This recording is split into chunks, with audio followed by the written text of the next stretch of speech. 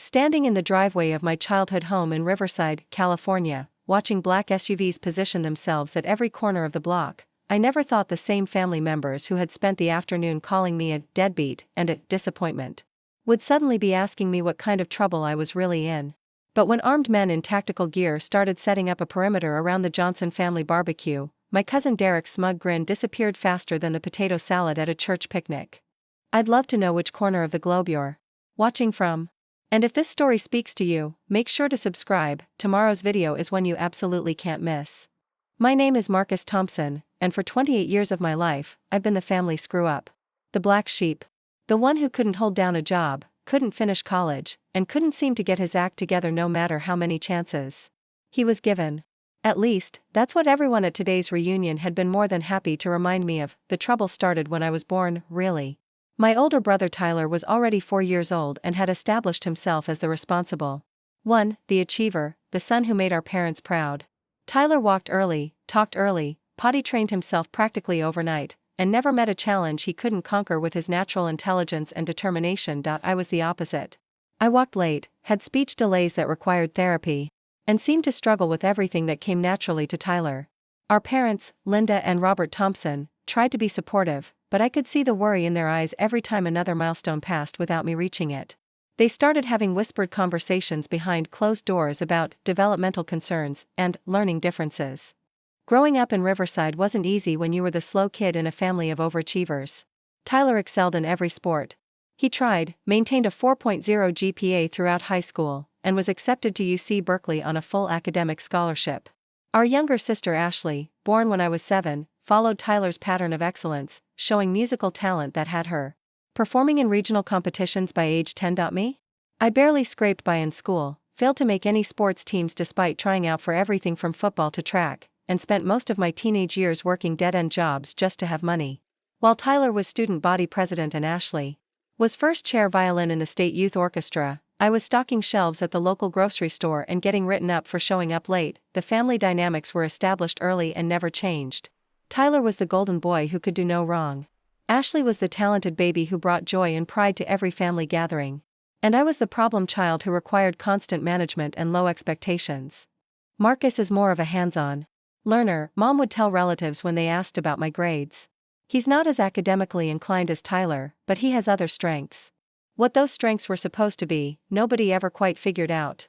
I wasn't artistic like Ashley, wasn't athletic like Tyler, and wasn't particularly good with my hands despite Mom's attempts to frame my mediocrity as some kind of alternative intelligence. High school was a nightmare of constant comparisons. Teachers who had taught Tyler 2 years earlier would look at me with barely concealed disappointment when I turned in subpar work or failed another test.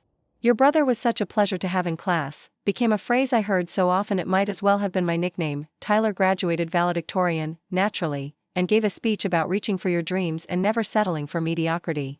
I sat in the audience, already knowing I wouldn't be graduating with my class due to failed credits, and watched my parents beam with pride at their successful son. Ashley, then a high school freshman, was already being courted by talent scouts. For her violin skills, the summer after what should have been my graduation, I finally managed to get my diploma through summer school. There was no ceremony, no celebration, no family dinner to mark the occasion. Just a piece of paper handed to me by a tired administrator who clearly had better things to do than acknowledge the achievement of a student who had barely scraped by. College was never really discussed as an option for me. Tyler was thriving at Berkeley, studying electrical engineering and already talking about graduate school. Ashley had been accepted into a prestigious summer music program that cost more than most people's cars. The family's educational budget was stretched thin, and everyone understood that investing in Marcus Thompson's future was probably not the wisest financial decision. Instead, I bounced from job to job throughout my 20s. I worked construction for a while until a back injury sidelined me. I tried retail management but couldn't handle the stress of dealing with difficult customers and demanding corporate policies. I spent 2 years working at a car dealership, where I was decent at connecting with customers but terrible at the high-pressure sales tactics they wanted me to use. Each job ended the same way, with me either quitting in frustration or being let go for not meeting expectations. And each failure was discussed extensively at family gatherings, with relatives offering unsolicited advice about finding my path and applying myself more seriously. Tyler, meanwhile, had graduated summa cum laude, landed a 6-figure job with a tech company in San Francisco, and married his college sweetheart in a wedding that cost more than I'd earned in 3 years. Ashley had been accepted to Juilliard on a full scholarship and was already performing with professional orchestras as a guest soloist. The contrast was stark and impossible to ignore. Tyler lived in a beautiful apartment overlooking the bay, drove a BMW, and traveled to Europe twice a year. Ashley was featured in classical music magazines and had her concerts attended by music industry professionals who praised her exceptional talent and maturity. I lived in a studio apartment above a pizza shop, drove a 15-year-old Honda with a questionable transmission, and had to borrow money from mom and dad just to make rent some months. Family gatherings became exercises in endurance. I'd show up, endure the polite questions about my latest job situation, listen to updates about Tyler's promotions and Ashley's performances, and count the minutes until I could make an excuse to leave. The disappointment in my parents' eyes was always there, even when they tried to be supportive and encouraging. "Marcus is still figuring things out," Mom would tell relatives who asked pointed questions about my career prospects. "He's a late bloomer. Some people just take longer to find their calling." But I could see that even she was losing faith in my ability to ever amount to anything significant. Dad had stopped asking about my job interviews or future plans, instead focusing all his parental energy on celebrating Tyler's latest achievement or Ashley's newest opportunity. The worst part wasn't the family's disappointment, it was my own growing belief that maybe they were right. Maybe I really was destined to be the failure of the family. Maybe some people were just born to struggle while others were born to succeed, and I had drawn the short straw in the genetic lottery.by. The time I turned 25, I had basically accepted my role as the family disappointment. I stopped trying to compete with Tyler's success or Ashley's talent. I focused on just surviving, paying my bills, and staying out of trouble. If my family wanted to see me as the black sheep, then fine. I'd be the black sheep, but what none of them knew, what I couldn't tell them even if I wanted to, was that my string of failed jobs hadn't been failures at all. They had been cover stories, carefully constructed to explain my frequent absences, my inability to commit to long-term employment, and my general evasiveness about my daily activities. The truth was something I could never share at family barbecues or holiday dinners. The truth was classified at levels that most people didn't even know existed. Today's family reunion had started like all the others, with Tyler announcing his latest promotion to senior project manager, Ashley sharing news about her upcoming performance with the Los Angeles Philharmonic, and everyone politely asking me how my job search was going while clearly expecting nothing but more disappointment. What they got instead was something none of us had ever experienced before. The reunion had been planned for months. Uncle Steve and Aunt Patricia were hosting at their sprawling ranch house in Riverside, complete with a pool, barbecue pit, and enough space for the entire Thompson extended family to gather without stepping on each other's toes. Cousins I hadn't seen in years were flying in from different states, and everyone was expected to bring updates on their latest accomplishments. I almost didn't come.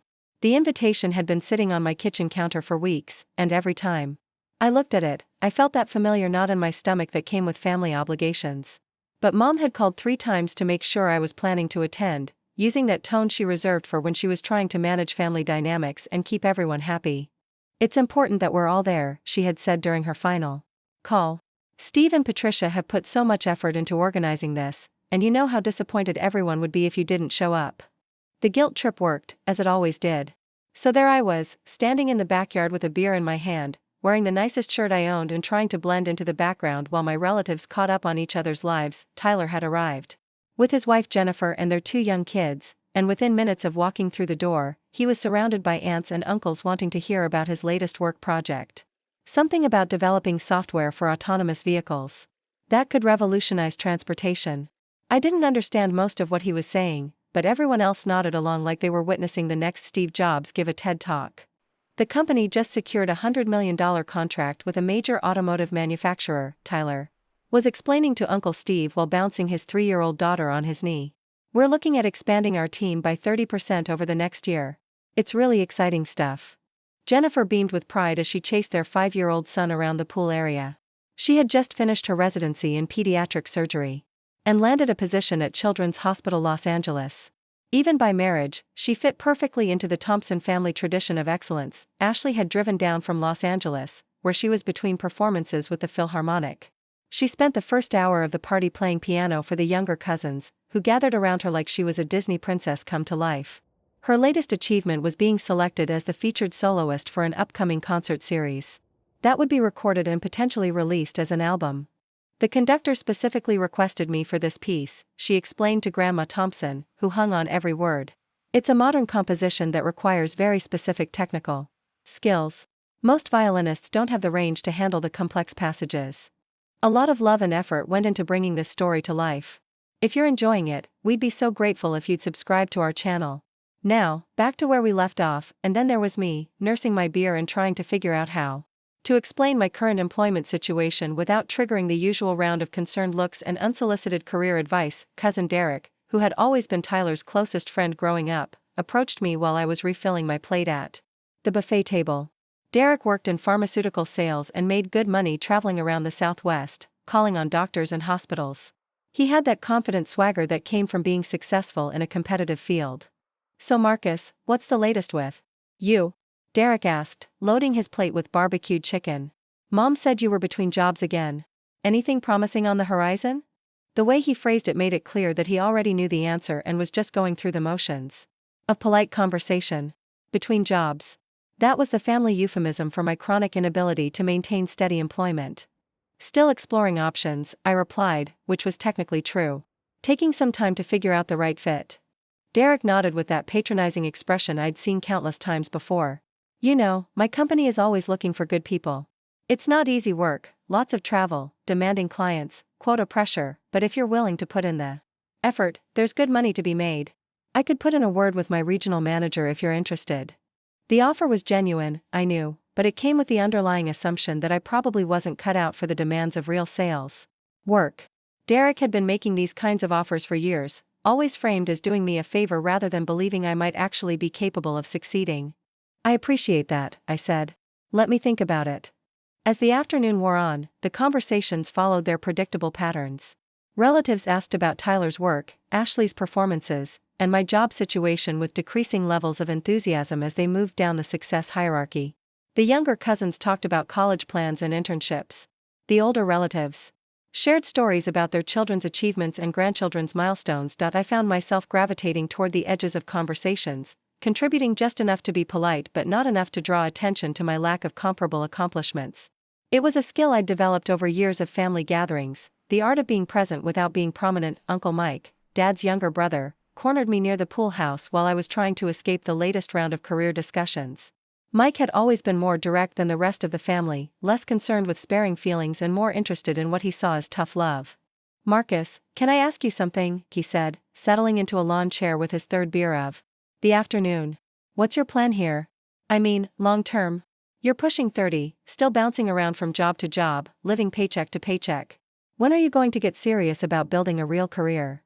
The question hit harder than usual, maybe because I was already feeling the weight of all the comparisons and barely concealed disappointment.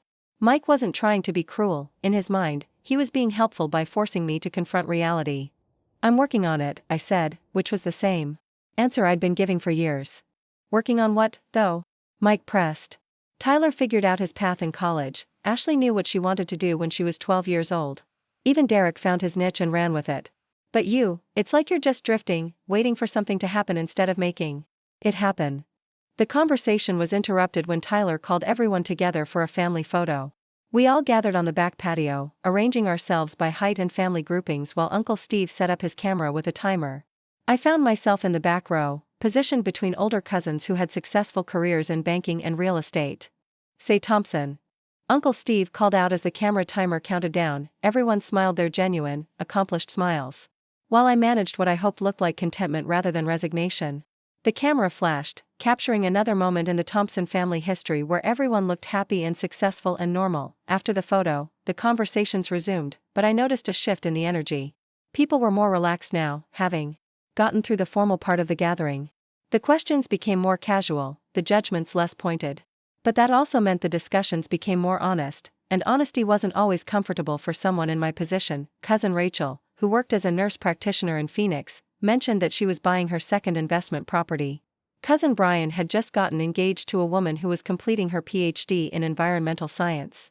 Even the younger cousins, still in college, were talking about internships with prestigious companies and study abroad programs in Europe. The success was suffocating in its completeness.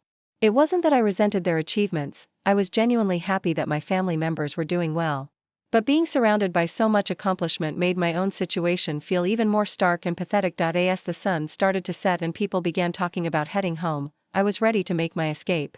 I had done my duty, shown up for the family obligation, and managed to get through the day without any major embarrassments or confrontations. I could go home to my studio apartment, order takeout, and not think about career planning or life goals for at least another few months, but as I was saying my goodbyes and heading toward my car, something happened that changed everything. Something that would make this family reunion memorable for reasons none of us could have predicted. The first sign that something was different was the sound of vehicles approaching the house from multiple directions simultaneously. The black SUVs appeared at exactly 6:47 p.m., just as Aunt Patricia was bringing out the dessert plates and Uncle Steve was firing up the outdoor heaters for the evening. I noticed them first because I was standing near the front gate, checking my phone and mentally calculating how long I needed to stay before I could politely excuse myself without seeming rude. Point 3 vehicles moved into position with the kind of precision that made my blood run cold. They weren't speeding or making a scene, quite the opposite. They moved with the calculated efficiency of a well-rehearsed operation, positioning themselves at strategic points around the neighborhood with an almost casual professionalism that somehow made them more intimidating than if they'd arrived with sirens blaring. The first SUV stopped directly across from Uncle Steve's driveway. The second positioned itself at the corner where Maple Street intersected with the main road. The third disappeared around the block, but I knew without seeing it that it was completing a perimeter that would effectively seal off the entire area. My stomach dropped as the reality of the situation hit me. This wasn't a coincidence. This wasn't random. This was exactly what I'd been hoping would never happen, especially not here, not now, not in front of my entire family. "Marcus, you okay?" Tyler's voice snapped me back to the present. He had walked over to where I was standing, probably to make some final attempt at brotherly bonding before we all went our separate ways. "You look like you've seen a ghost." I forced myself to look away from the vehicles and focus on my brother's concerned face. Tyler had always been good at reading people. It was one of the skills that made him successful in his corporate job. He could sense when something was off, even when he didn't understand what it was. "Just tired," I managed to say. "Long day." But Tyler's attention had already shifted to the street, where the SUVs were now clearly visible to anyone who bothered to look. "Weird," he said, squinting at the vehicles. "Those cars have been sitting there for a while now. You don't think there's some kind of problem in the neighborhood, do you?" Before I could respond, Derek appeared beside us, carrying 2 beers and looking pleased with himself about something. He followed our gaze to the street and let out a low whistle. "Government plates," he observed, handing Tyler one of the beers. "FBI maybe? Or DEA? Wonder what's going down around here." The casual speculation in Derek's voice made my chest tighten. If my family started paying attention to those vehicles, started asking questions, started putting pieces together, this entire situation could spiral out of control very quickly. "Could be anything," I said, trying to sound disinterested. "Probably not even related to this neighborhood." But even as I said it, I could see more activity developing. Men in dark clothing were positioning themselves at various points around the property, moving with the kind of disciplined coordination that left no doubt about their training and purpose. They weren't trying to hide their presence anymore, they were establishing a visible security perimeter. Derek squinted at the nearest figure, who was now clearly visible behind a neighbor's fence line. "Is that guy armed?" he asked, his voice dropping to a whisper. "Holy shit, Tyler, I think that guy has a rifle." The change in Derek's tone caught the attention of several other family members who were scattered around the backyard. Cousin Rachel looked up from her conversation with Ashley, following Derek's gaze toward the street. Uncle Mike set down his beer and walked over to get a better view of what was happening. "What's going on out there?" Uncle Mike asked, his voice carrying the authority he'd developed during his 20 years as a high school principal. "Those don't look like regular police cars." More family members began gravitating toward the front of the property, drawn by the combination of curiosity and concern that comes with seeing heavily armed individuals surrounding your location. The relaxed atmosphere of the family reunion was rapidly transforming into something much more tense and uncertain. Grandma Thompson, who had been sitting peacefully in a lawn chair near the pool, called out to Uncle Steve. "Stephen, what's all the commotion about? Why is everyone standing around like that?" Uncle Steve emerged from the house carrying a tray of coffee cups, took one look at the crowd gathered near the front gate, and immediately set the tray down on the nearest table. "What's everyone looking at?" he asked, walking over to join the group. Tyler pointed toward the street. "There are armed men positioned around the neighborhood. Government vehicles, tactical gear, the whole 9 yards. Looks like some kind of federal operation." The words, federal operation, sent a visible ripple of anxiety through the gathered family members. People began speculating about possible explanations: drug raids, terrorist investigations, witness protection situations. The theories got more elaborate and dramatic with each suggestion. Ashley moved closer to the group, her violin case still in her hand from when she'd been entertaining the younger cousins. "Do you think we should go inside?" she asked. "I mean, if there's some kind of dangerous situation happening, maybe we shouldn't be standing around out here." It was a reasonable suggestion, and several people nodded in agreement. But before anyone could move toward the house, a new development changed everything. A man in tactical gear approached the front gate, walking with the confident stride of someone who had every right to be there. He was tall, probably in his 40s, with the kind of bearing that suggested military background and significant experience in high-stress situations. Despite the serious nature of his equipment and mission, his expression was calm and professional. Uncle Steve, demonstrating the same take-charge attitude that had made him successful in business, walked toward the gate to meet the approaching figure. "Excuse me, officer," Steve called out. "Can you tell us what's going on here? We're having a family gathering, and frankly, we're a little concerned about all the activity." The tactical officer stopped at the gate but didn't open it. Instead, he looked past Uncle Steve, scanning the faces of the family members who were now all gathered in the front yard, until his eyes found mine. "I need to speak with Marcus Thompson," he said, his voice carrying the kind of authority that brooked no argument. The effect of those words on my family was immediate and profound. Every head turned toward me with expressions ranging from confusion to alarm to something that might have been the beginning of understanding. The casual speculation about neighborhood drug raids and random federal operations evaporated as the reality sank in that whatever was happening, it was happening because of me. Tyler stepped closer to me, his protective big brother instincts kicking in despite his confusion. "Marcus, what's going on? Why do they want to talk to you?" I could feel the weight of everyone's stares, could see the questions forming in their minds, could sense the shift from casual curiosity to focused concern. This was the moment I'd been dreading for years, the moment when my two worlds would collide in a way that couldn't be explained away or covered up with vague excuses about job searching and career exploration. Derek, who had been so confident in his speculation about federal operations, now looked at me with a mixture of suspicion and concern. "Marcus, you're not in some kind of trouble, are you? Because if you are, maybe you should think about getting a lawyer before you talk to anyone." The suggestion that I might need legal representation only added to the growing tension. Several family members began whispering among themselves, no doubt wondering what kind of criminal activity I might have been involved in that would warrant this level of federal attention. Ashley moved closer to Mom and Dad, who had emerged from the house when they heard the commotion. Both of them looked stricken, the kind of pale, shocked expression that parents get when they realize their child might be in serious trouble. "Marcus," Dad said, his voice tight with worry, "whatever this is about, we'll figure it out. We'll get you help, we'll hire the best lawyer we can find, we'll do whatever it takes." The assumption that I was in criminal trouble, that I needed legal help, that this was some kind of law enforcement action against me, was understandable given the circumstances.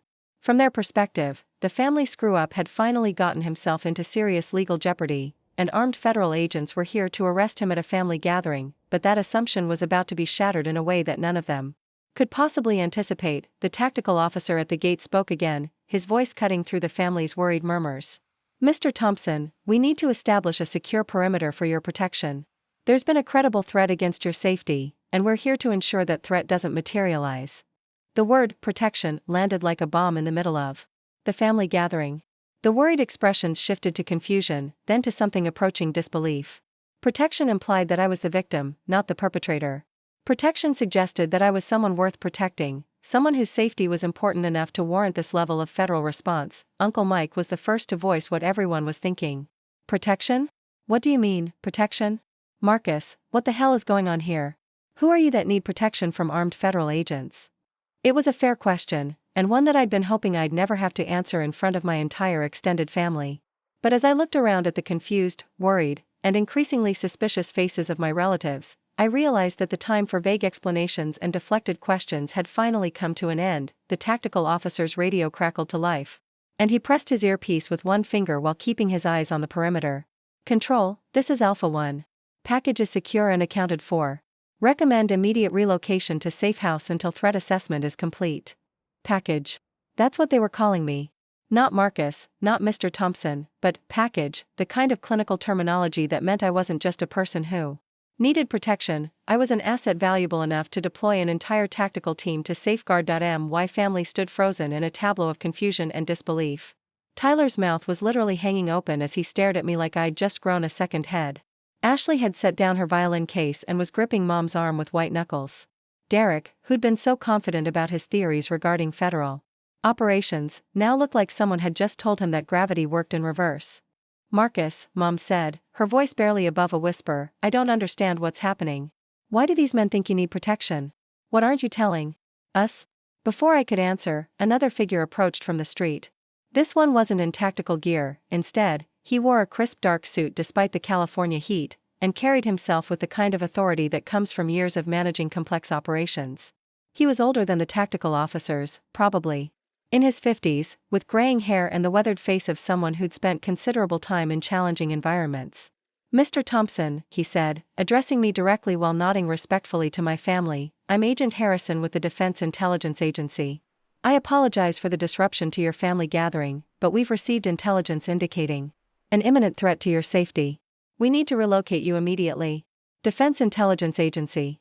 The words hung in the air like a puzzle piece that didn't fit anywhere in the picture my family had of me. DIA wasn't FBI or DEA or any of the law enforcement agencies that Derek had speculated about. DIA was military intelligence, the kind of organization that dealt with national security issues and classified operations. Uncle Steve, who had been silent since the agents arrived, finally found his voice. Defense intelligence? What does defense intelligence want with Marcus? He works in. Steve trailed off, realizing that he actually had no idea what I did for work beyond the vague explanations I'd been giving for years. Agent Harrison glanced around at the assembled family members, clearly weighing how much information he could safely share in front of civilians who lacked security clearances. Mr. Thompson's work with our organization has made him a target for hostile foreign actors. We have credible intelligence suggesting an attempt on his life may be imminent. The phrase, hostile foreign actors, sent a visible shockwave through my relatives. This wasn't about unpaid parking tickets or tax problems, or any of the minor legal troubles they might have expected from the family screw-up.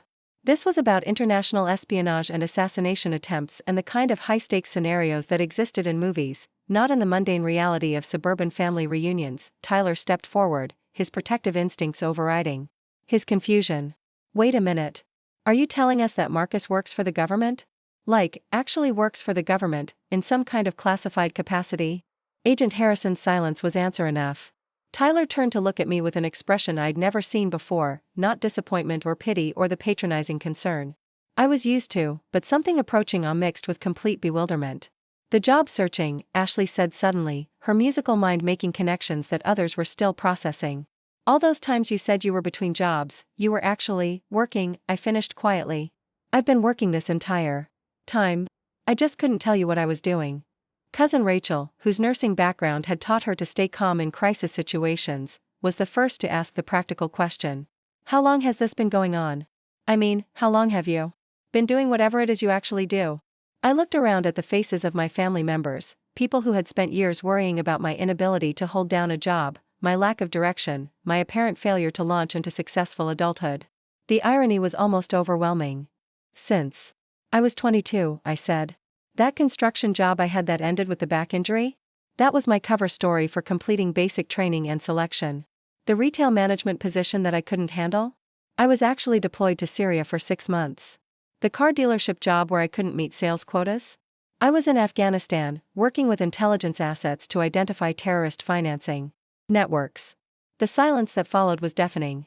I could practically hear the mental recalculations happening as my family members processed years of assumptions and judgments in light of this new information. Derek was shaking his head slowly, like he was trying to wake up from a particularly vivid dream.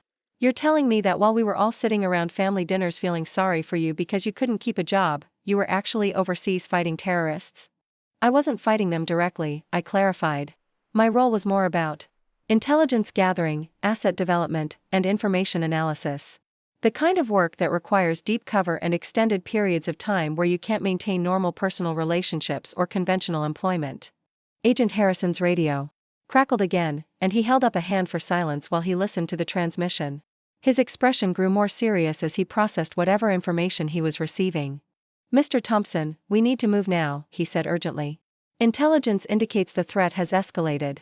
We have a secure vehicle waiting to transport you to a safe location until we can neutralize the danger. The word neutralize carried implications that made several family members take an involuntary step backward. This wasn't just about protection anymore, this was about active countermeasures against people who apparently wanted me dead. Wait, Mom said, her voice sharp with the kind of maternal authority that had kept Tyler, Ashley, and me in line throughout our childhoods. You're not taking my son anywhere until someone explains to me exactly what's going on. I don't care what kind of classified work he does, I'm his mother, and I have a right to know why people are trying to kill him. Agent Harrison looked genuinely sympathetic, but his response was firm. Mrs. Thompson, I understand your concern, but Mr. Thompson's safety takes precedence over explanations.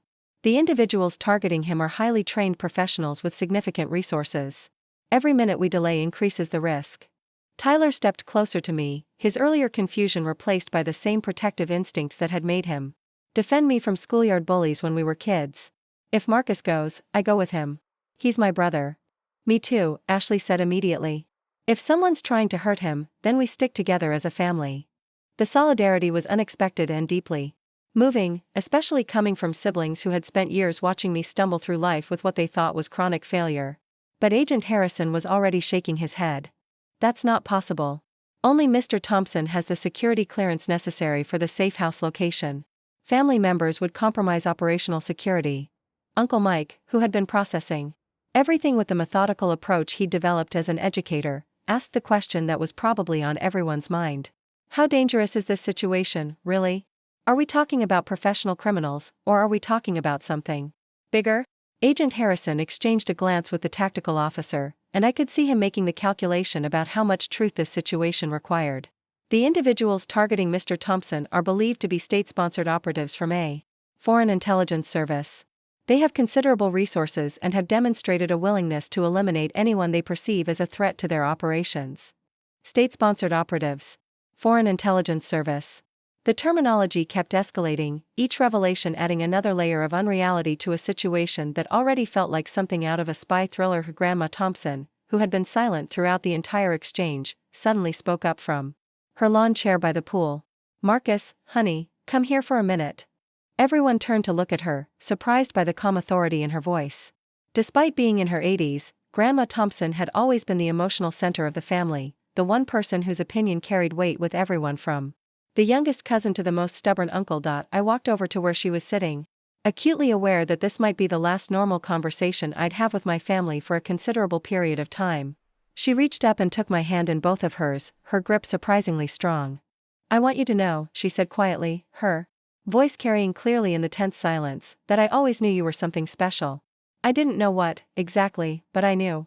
The way you carried yourself, the way you watched everything, the way you never quite fit the story you were telling us about yourself.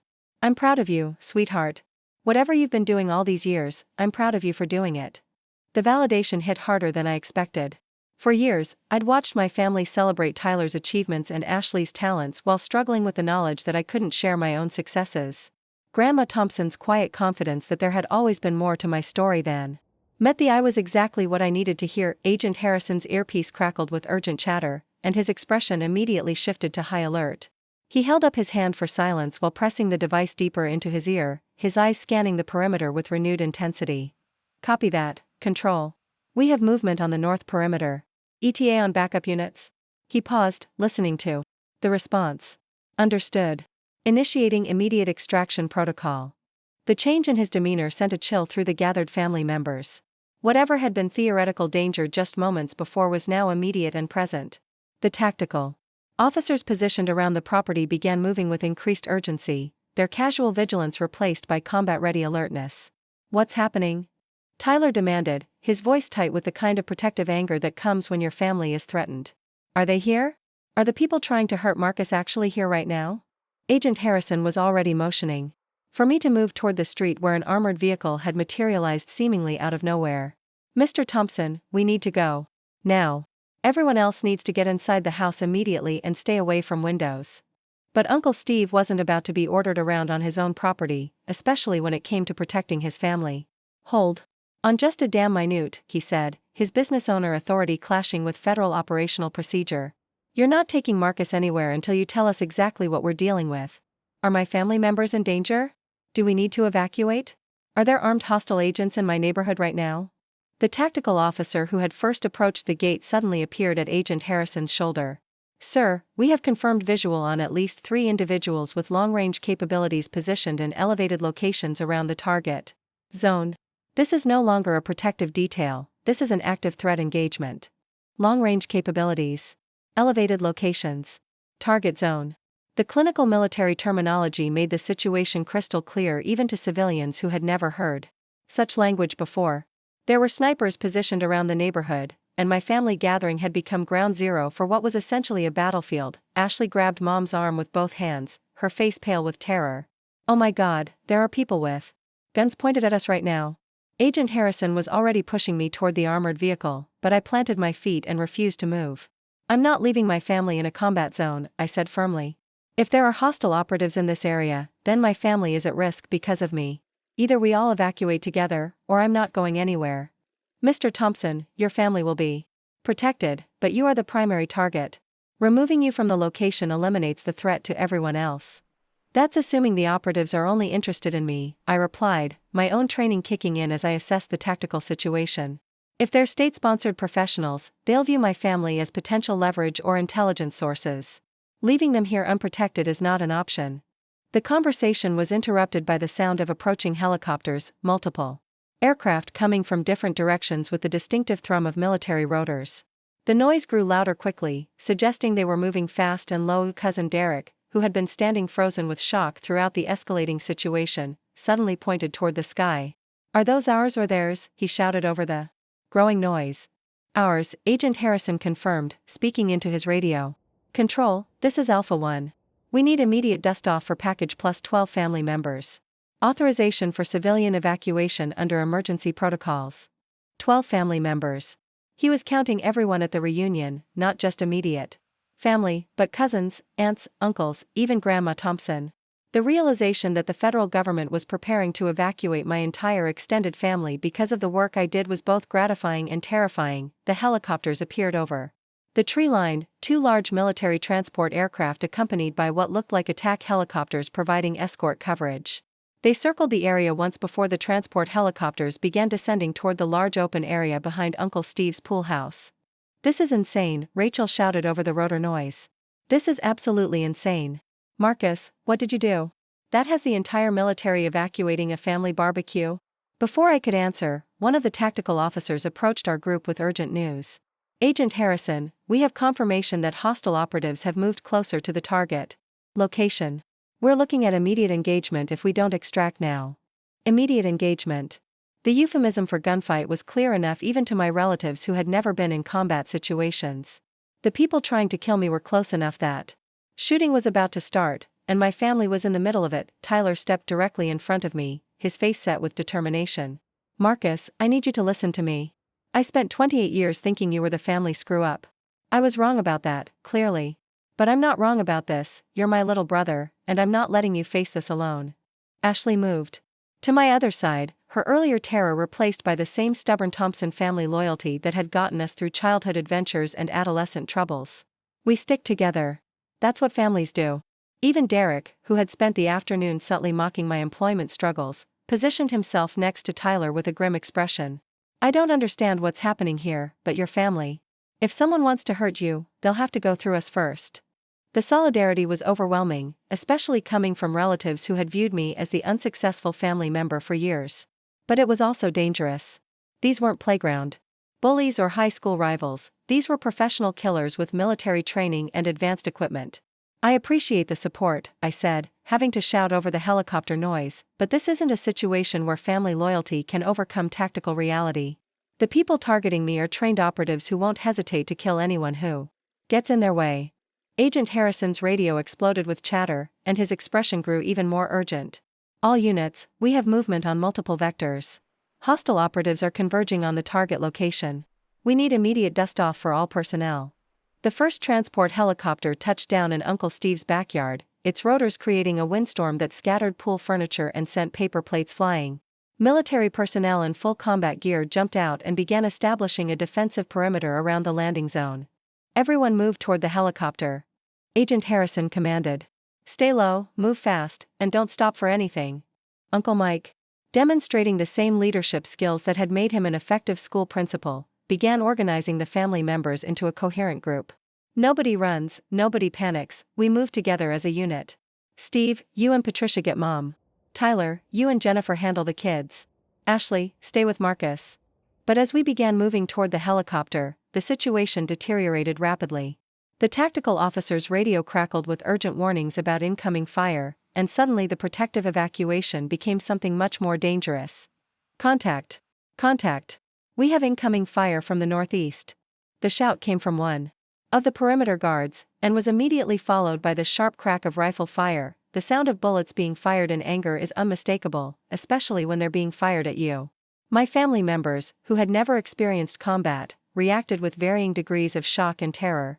Some froze completely, others began screaming, and a few started running in random directions. Get down! Everyone get down! I shouted, drawing on my military training to take charge of a situation that had moved far beyond Agent Harrison's protective detail protocols. Crawl toward the helicopter. Stay low, move fast, don't stand up for any reason. Tyler, despite having no combat experience, immediately grasped the gravity of the situation and began helping coordinate the family's movement toward the aircraft. Jennifer was shielding their children with her body while crawling across the grass. Ashley was helping Grandma Thompson, who was moving with surprising agility for someone in her 80s. The sound of return fire from our protective detail filled the air as the tactical officers engaged the hostile operatives. This was no longer an evacuation, this was an active firefight in a suburban neighborhood, with my family caught in the middle of an international intelligence operation gone violently wrong. Agent Harrison appeared beside me, his sidearm drawn, and his radio active. Mr. Thompson, we need to get you on that helicopter immediately. Your family will follow on the second aircraft, but you are the primary target and need to be removed from the engagement zone. I'm not leaving them in a combat zone, I replied firmly, helping Uncle Steve support Aunt Patricia as they crawled toward the helicopter. This isn't a discussion, Agent Harrison said. This is a direct order under federal emergency protocols. But before the argument could continue, the situation changed again. The second transport helicopter, which had been circling while the first landed, suddenly veered away from the landing zone with smoke trailing from its tail rotor. Bird 2 is hit, came the radio transmission. We're going down. Emergency landing 2 clicks north of target zone. With only one helicopter available and hostile fire increasing, the evacuation had become a desperate race against time with stakes that included not just my life, but the lives of 12 family members who had never asked to be part of an international intelligence operation. With only one helicopter and hostile fire intensifying, the tactical situation demanded immediate improvisation.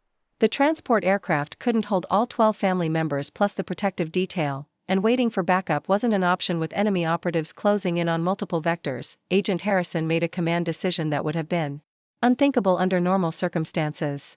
Mr. Thompson, I'm temporarily activating you for field operations under emergency protocols. You know this terrain better than my team, and you have tactical training. Can you coordinate defensive positions while we load priority personnel? The request to activate me for field operations meant Agent Harrison was essentially putting me back on active duty in the middle of my family's backyard. It was irregular, dangerous, and probably violated several federal protocols, but it was also the most practical solution to an impossible situation. Copy that, I replied, immediately shifting into operational mode. Tyler, Derek, Mike, I need you three to help move the women and children to the helicopter. Jennifer, you're in charge of keeping the kids calm. Ashley, help Grandma Thompson. And don't let her argue about it. My family members, despite having no military training, responded to clear commands with surprising effectiveness. Tyler and Derek flanked Jennifer and the children, creating a human shield as they moved toward the aircraft. Uncle Mike supported Aunt Patricia, who had twisted her ankle during the initial scramble for cover, but Grandma Thompson, true to form, had other ideas about evacuation priorities. I'm not getting on that helicopter until everyone else is safely aboard, she announced with the kind of iron determination that had gotten her through the Great Depression and World War II. I didn't survive 83 years to start running from trouble now. Grandma, this isn't negotiable, I said, but she was already positioning herself behind a concrete planter where she could observe the entire situation. Marcus Thompson, you listen to me, she said with the authority that had kept 3 generations of Thompson children in line. I've been watching you pretend to be a failure for years, knowing there was something more to your story. Now I'm watching you coordinate a military operation in my grandson's backyard. I'm not missing the end of this story because some bureaucrat thinks I need protecting. The exchange was interrupted by sustained gunfire from the north perimeter, followed by urgent radio chatter indicating that hostile operatives had breached the outer defensive line. The tactical officers were falling back to secondary positions, but the enemy's advance was methodical and professional. Contact north. Multiple hostiles advancing through residential structures. The transmission crackled through Agent Harrison's radio. Request immediate air support. The attack helicopters that had been circling at higher altitude suddenly dove toward the neighborhood, their mounted weapons systems engaging targets that were invisible to us on the ground. The sound of military-grade firepower being deployed in a suburban setting was surreal and terrifying. Tyler had reached the helicopter with Jennifer and their children, but instead of boarding immediately, he turned back toward the house where several family members were still taking cover. "We're not leaving anyone behind," he shouted over the rotor noise and gunfire. "Tyler, get your family on that aircraft," I commanded, but he was already moving back toward our position with Derek close behind him. "You said it yourself, we're family. That means nobody gets left behind, not even when federal agents are giving orders." The solidarity was admirable but tactically dangerous. With hostile operatives advancing and only limited transportation available, splitting the family between multiple defensive positions increased everyone's risk. Agent Harrison appeared at my shoulder, his face grim with tactical assessments. "Mr. Thompson, we have confirmed identification on the hostile operatives. These are Spetsnaz-trained professionals, possibly Wagner Group contractors. They're not going to be deterred by defensive fire, and they have the equipment to overrun our position." Spetsnaz-trained Wagner Group contractors. Russian military specialists with advanced equipment and no concern for civilian casualties. The revelation explained the professional coordination of the attack and the escalating violence, but it also meant we were dealing with enemies who would pursue the mission regardless of collateral damage. "How long until backup arrives?" I asked, while helping coordinate the movement of family members toward the helicopter. 15 minutes for ground support, 5 minutes for additional air assets," Agent Harrison replied. "But these operatives won't wait that long. They're going to make their move within the next few minutes." As if summoned by his words, the radio exploded with warnings about movement on the south perimeter. The enemy had successfully flanked our position and was preparing to assault from multiple directions simultaneously. "All units, prepare for coordinated assault. Enemy forces converging on target location from north and south vectors." The tactical situation had deteriorated to the point where extraction was no longer possible for everyone. Someone would have to stay behind to provide covering fire while the helicopter departed, and the mathematics of the situation made it clear who that someone should be. "Agent Harrison, I need you to get my family out of here," I said, checking the sidearm he had given me and assessing fields of fire around our position. "I'll provide rearguard action until backup arrives." "Negative. You are the primary asset, and my orders are to ensure your extraction." "Your orders just changed," I replied with the authority that came from years of field operations. "I'm invoking command override under hostile fire protocols. Get my family to safety, that's a direct order." But Tyler had overheard the conversation and was having none of it. "Nobody's staying behind," he said firmly. "If you're staying, we're all staying. If we're leaving, we're all leaving together." The family unity was touching but tactically impossible. The helicopter could barely accommodate the women, children, and essential personnel. Adding adult males to the passenger load would exceed weight limits and prevent takeoff. Rachel, demonstrating the crisis management skills she'd developed as a nurse practitioner, took charge of organizing the evacuation priorities. Kids and elderly first, then anyone who's injured. Everyone else waits for the next aircraft or figures out ground transportation. But there wasn't going to be a next aircraft, at least not in time to matter. The second helicopter was down with mechanical failure, and ground transportation through a combat zone wasn't a viable option. Grandma Thompson, who had been observing the tactical discussion with the sharp intelligence that age hadn't diminished, made an observation that changed everything. "Marcus, honey, you've been protecting this family for years by keeping us separate from your real life. But maybe it's time to let your family protect you for once." Before I could respond to her suggestion, the situation resolved itself in an unexpected way. The attack helicopters that had been engaging enemy positions suddenly shifted their attention to something beyond our immediate area, and Agent Harrison's radio crackled with new information. "Alpha 1, this is Control. Be advised that hostile operatives are withdrawing from target area. Repeat, enemy forces are in full retreat. Stunt. Down from combat alert status." The sudden cessation of gunfire was as jarring as its beginning had been. One moment we were in the middle of an active firefight with professional military contractors, and the next moment the neighborhood was returning to an eerie calm. "What just happened?" Derek asked, voicing what everyone was thinking. Why are they retreating? Agent Harrison was listening intently to his earpiece, and his expression shifted from combat alertness to something approaching relief. It appears that additional federal assets intercepted the extraction route the hostile operatives had planned to use.